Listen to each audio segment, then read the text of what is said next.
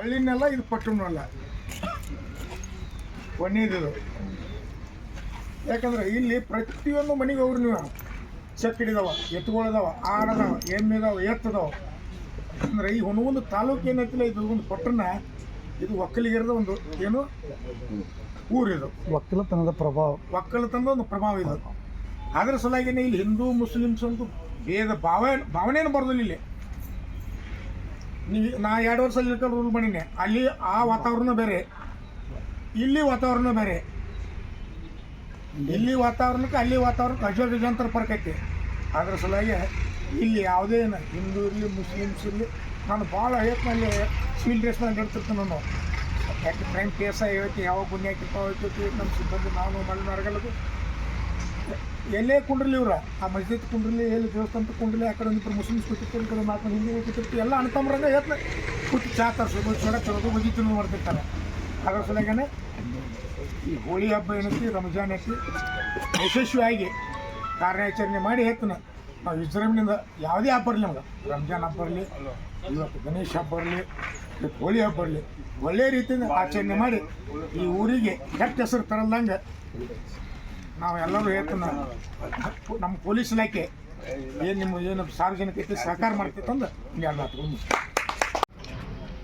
ಈ ಹೋಳಿ ಹುಣ್ಣಿಮೆ ಹಾಗೂ ರಂಜಾನ್ ಹಬ್ಬದ ಶಾಂತಾಸುರಿ ಮೀಟಿಂಗನ್ನು ವಿಜೃಂಭಣೆಯಿಂದ ಮಾಡಬೇಕಿತ್ತು. ನಾವು ಕೊನೆಯದು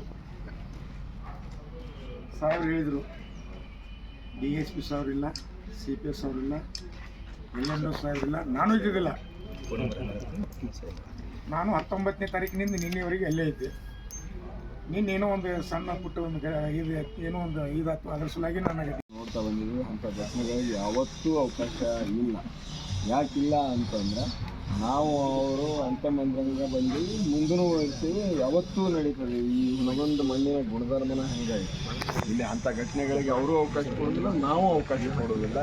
ಹೀಗಾಗಿ ನಾವೆಲ್ಲರೂ ಪ್ರೀತಿಯಿಂದ ಎಲ್ಲರೂ ಕೂಡ ಸಾಯಂಕಾಲ ಚಹಾ ಕುಡಿತೀವಿ, ಊಟ ಮಾಡಿದ್ವಿ, ಅವರು ನಾವು ಕೂಡ ಎಲ್ಲ ಮಾಡ್ತೀವಿ. ಹೀಗಾಗಿ ಅದಕ್ಕೆ ಅವಕಾಶ ಇಲ್ಲ.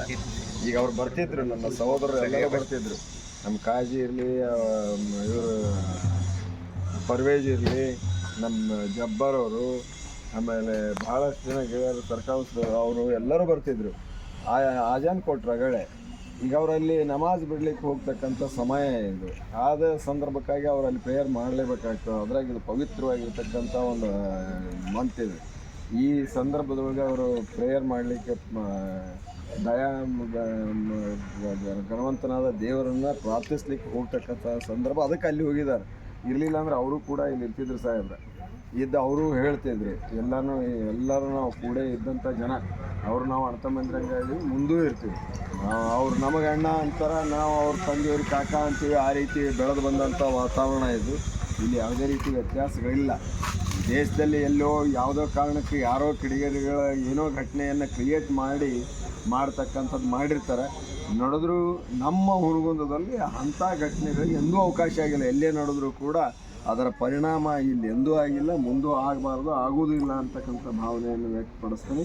ಆ ಕಾರಣಕ್ಕಾಗಿ ಈ ನಗರದಲ್ಲಿ ಈ ಹೋಳಿ ಹಬ್ಬ ಮತ್ತು ರಂಜಾನ್ ಹಬ್ಬ ಎರಡೂ ಕೂಡ ಭಾಳ ಶಾಂತ ರೀತಿಯಿಂದ ನಡೆದುಕೊಂಡು ಹೋಗ್ತವೆ. ಅದಕ್ಕೆ ನಮ್ಮ ನಗರದ ಎಲ್ಲ ಜನತೆ ಸಹಕಾರ ಕೊಡ್ತಾರೆ ಅಂತಕ್ಕಂಥ ಭಾವನೆಯನ್ನು ವ್ಯಕ್ತಪಡಿಸಿ, ಅವರ ಪರವಾಗಿ ಕೂಡ ನಾನು ಭಾವನೆಯನ್ನು ವ್ಯಕ್ತಪಡಿಸ್ತೀನಿ. ಅವರಿದ್ದರೆ ಇದೇ ವಿಚಾರವನ್ನು ಅವರು ವ್ಯಕ್ತಪಡಿಸ್ತಿದ್ರು. ನಮ್ಮ ಕಲಬುರಗಿನೂ ಮೌಲಿ ಬರಬೇಕಾಗಿತ್ತು. ಅವರು ಮೂಲ ಈಗ ಅಲ್ಲಿ ಪ್ರೇಯರ್ಗೆ ಇರಲೇಬೇಕಾಗ್ತದೆ, ಅವರ ಪ್ರೇಯರ್ ನಡೆಸ್ತಿರ್ತಾರೆ. ಈ ಕಾರಣಕ್ಕಾಗಿ ಅವರು ಬಂದಿಲ್ಲ ಅಂತ ಭಾವಿಸಿ ಇನ್ನೊಮ್ಮೆ ಅವ್ರ ಜೊತೆಗೆ ನೀವು ಕರೆದು ಸುಮ್ಮನೆ ಮಾತಾಡಿರಿ, ಫಾರ್ಮಲ್ ಆಗಿ ನಿಮ್ಮಲ್ಲಿ ಕರೆಸಿ ಚಹಾ ಕುಡಿಸಿ ಮಾತಾಡಿಸಿ ಕಳಿಸಿದ್ರೆ ಭಾಳ ಸಂತೋಷ, ಒಂದು ಒಳ್ಳೆಯ ವಿಚಾರ. ಅದಕ್ಕೆ ಆ ರೀತಿ ಮಾಡಿ ನಮ್ಮದು ಶಾಂತಿಯ ನಗರ ಇದು, ನಮ್ಮ ತಾಲೂಕು ಒಂದು ಈ ಸೌಹಾರ್ದತೆಯಲ್ಲಿ ಒಳ್ಳೆಯ ಹೆಸರನ್ನು ಮಾಡಿರ್ತಕ್ಕಂಥದ್ದು. ಅದಕ್ಕೆ ಯಾವುದೇ ರೀತಿ ಆಗೋದಿಲ್ಲ ಅಂತಕ್ಕಂಥ ಮಾತನ್ನು ಹೇಳಿ, ಮುಂದೂ ಕೂಡ ಇದೇ ನಮ್ಮ ರೀತಿ ಮುಂದೆ ನಡೀಲಿ ಅಂತ ಹೇಳಿ ವಂದಿಸಿ ನಾನು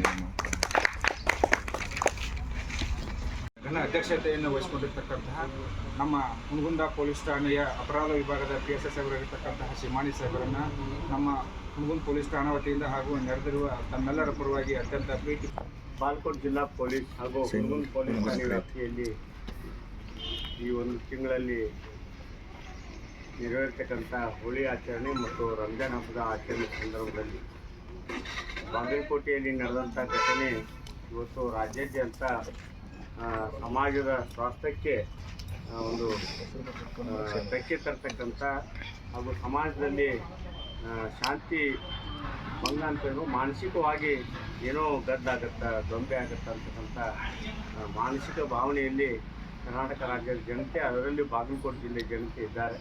ಆದರೆ ಯಾರೋ ಕಿಡಿಗೇಡಿಗಳು ಈ ದೇಶದ ಏಕತೆ ಮತ್ತು ರಾಷ್ಟ್ರೀಯತೆ, ಕೋಮು ಸೌಹಾರ್ದತೆ ಬಗ್ಗೆ ತಿಳಿದುಕೊಳ್ಳದೆ ಮಾಡಿದಂಥ ಘಟನೆಗಳಿಂದ ಸಮಾಜದಲ್ಲಿ ಕೇವಲ ಶಾಂತಿ ಭಂಗ ಅಷ್ಟೇ ಅಲ್ಲ, ಇವತ್ತೇ ದುಡಿದು ಇವತ್ತೇ ಬದುಕಿ ಕ್ರಿಶ್ಚಿಯನ್ ಧರ್ಮ ಇರೋದು, ಜೈನ ಧರ್ಮ ಈ ದೇಶದಲ್ಲಿ ರಾಜ್ಯದಲ್ಲಿ ಒಂದು ತುತ್ತಿನ ಚೀಲವನ್ನು ನಾವು ಇವತ್ತಿನ ಬದುಕನ್ನು ಕಟ್ಕೊಳ್ಳಿಕ್ಕಂಥ ಜನರು ಪರದಾಟ ಭಾಳ ಮಹತ್ವದ. ಯಾಕಂದ್ರೆ ಬಾಗಲಕೋಟೆ ಸಿಟಿ ಒಳಗೆ ಅದೇನು ಬಾಗಲಕೋಟೆ ಜಿಲ್ಲಾ ಕೇಂದ್ರ ಆದರೂ ಕೂಡ ಅಂಥ ಸಂಪತ್ತು ಭರಿತ ಜಿಲ್ಲೆ, ಸಿಟಿ, ನಗರ ಅಲ್ಲ. ಇವತ್ತು ಅಲ್ಲಷ್ಟು ಸಾಕಷ್ಟು ಬಡವರು ಅವತ್ತಿಂದ ಅವತ್ತು ರಸ್ತೆ ಬದಿಯಲ್ಲಿ ಎಗ್ ರೈಸ್ ಮಾಡಿ ಅಥವಾ ಅನೇಕ ಕೆಲಸಗಳನ್ನು ಸೋಡಾ ಮಾರಿ ಹೋಟೆಲ್ಗಳನ್ನು ಮಾಡಿಕೊಂಡು ಅನೇಕ ಬೀದಿ ಬದಿ ವ್ಯಾಪಾರಗಳನ್ನು ಮಾಡ್ಕೊಂಡು ಬದುಕ್ತಕ್ಕಂಥ ಜನ ಇವತ್ತು ಸಂಕಷ್ಟದಲ್ಲಿದ್ದಾರೆ. ಆದರೆ ಈ ದೇಶದಲ್ಲಿರ್ತಕ್ಕಂಥ ನಾವು ಬುದ್ಧಿಜೀವಿಗಳು, ಸಾಹಿತಿಗಳು, ಅಧಿಕಾರಿಗಳು ನಾವೆಲ್ಲರೂ ಕೂಡ ಈ ದೇಶದ ರಾಷ್ಟ್ರೀಯತೆ ಬಗ್ಗೆ ನಾವು ಇವತ್ತು ಚಿಂತನೆ ಮಾಡಬೇಕಾಗಿದೆ. ಧರ್ಮ, ಭಾಷೆ, ಜಾತಿ, ವರ್ಗದ ಹೆಸರಲ್ಲಿ ಸಮಾಜವನ್ನು ಕಟ್ಟಲಿಕ್ಕೆ ಹೋದರೆ ಈ ದೇಶ, ಈ ರಾಜ್ಯ ಮತ್ತು ನಾವು ಉದ್ಧಾರ ಆಗಲಿಕ್ಕೆ ಸಾಧ್ಯ ಇಲ್ಲ. ಆದರೆ ಹುನಗುಂದ ನಗರ ನಾವು ಯಾವ ರೀತಿ ಅಂತಂದರೆ ಕೋಮು ಸೌಹಾರ್ದತೆಗೆ ಹೆಸರುವಾಸಿ.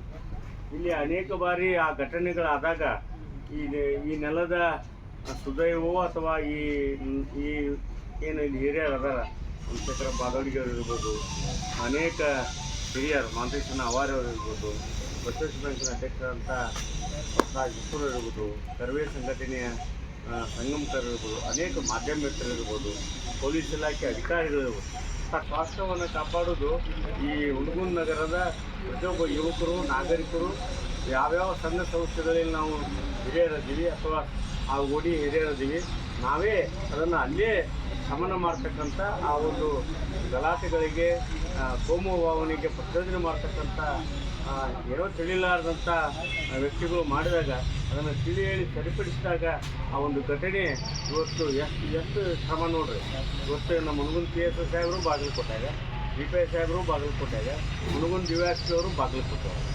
ಆ ದಿಶೆಯಲ್ಲಿ ಇವತ್ತು ಸಮಾಜದ ಸ್ವಾಸ್ಥ್ಯವನ್ನು ಕೇವಲ ಒಂದು ಇಲಾಖೆ ಕಾಪಾಡೋದಲ್ಲ, ನಮ್ಮ ಸಮುದಾಯದ, ಈ ದೇಶದ, ಈ ರಾಜ್ಯದ, ಜಿಲ್ಲೆಯ ಸ್ವಾಸ್ಥ್ಯವನ್ನು ಕಾಪಾಡಿಕೊಳ್ಳೋದು ಪ್ರತಿಯೊಬ್ಬ ಈ ದೇಶದ ನಾಗರಿಕರನ್ನ ಕರ್ತವ್ಯವಾಗಬೇಕು. ಆದಾಗ ಮಾತ್ರ ಈ ದೇಶದ ಅಭಿವೃದ್ಧಿ ಆಗಲಿಕ್ಕೆ ಸಾಧ್ಯ. ಹುನಗುಂದ ನಗರದಲ್ಲಿ ಆ ರೀತಿ ಘಟನೆಗಳಾಗೋದಿಲ್ಲ.